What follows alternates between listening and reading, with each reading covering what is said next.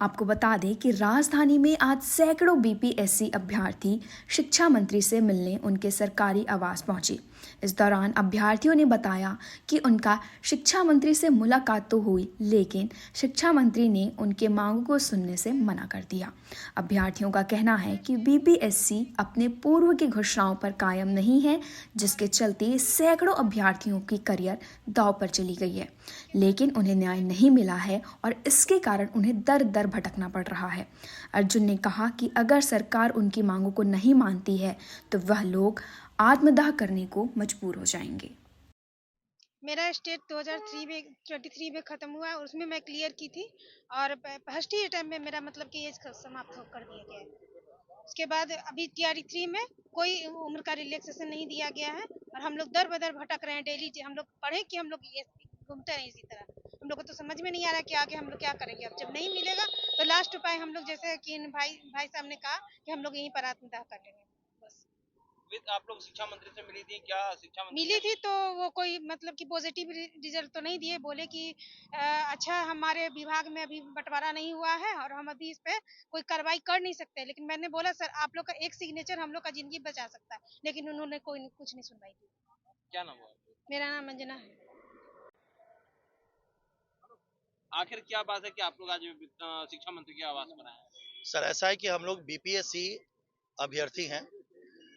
2023 में sir state का exam हुआ और उसके बाद कंजुकेटिव 2 मंथ्स में सर बीपीएससी टीआरई 1 और टीआरई 2 हो गया।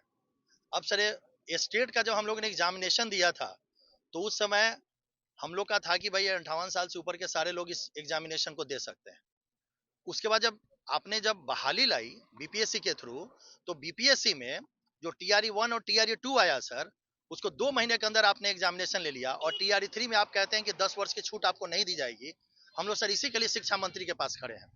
इसलिए सर न्यायगत संगति है कि 12 साल में बहाली नहीं आई है सर, बहाली नहीं आई। 2011 में स्टेट हुआ तो पहले स्टेट के थ्रू बहाली होती थी, लेकिन उसके बाद में सर 2019 में कुछ सब्जेक्ट का हुआ और कॉमर्स में खास करके 2023 में हुआ। और उस समय अगर आपको 10 साल की छूट नहीं देनी थी तो आप उसी समय हमारा स्टेट में एग्जामिनेशन नहीं लेते। आप कहते कि भाई उसमें 37 वर्ष ही रहेगा और आप उसमें हमको 10 वर्ष की छूट दे रहे हैं।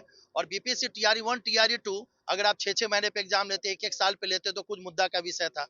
लेकिन सर स्थिति यहाँ ये है कि आप 2 महीने के अंदर टीआरई 1 टीआरई 2 ले लिया और 3 में आप कहते हैं 10 वर्ष की छूट नहीं दी जाएगी। सर ये अन्याय है, ये न्याय नहीं है। शिक्षा मंत्री से मुलाकात हुई? सर शिक्षा मंत्री से हमारी मुलाकात हुई है। सच्चाई बात यह है कि सर पूरा सिस्टम कोलैप्स किया हुआ है, कोई किसी की बात सुनने के लिए तैयार नहीं है।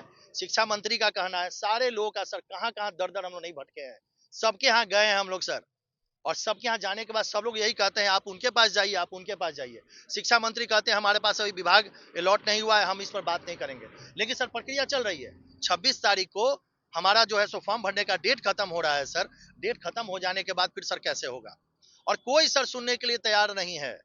आप भाजपा की बात कीजिए, जीयू की बात, जनता यूनाइटेड की बात कीजिए या राजद की बात कीजिए, सर कोई सुनने के लिए तैयार नहीं है। और किसी बात पर चढ़ हमारा सर मांग है कि हमको 10 साल उम्र में छूट दी जाए और साथ साथ हमको 5 अटेम्प्ट दिया जाए सर।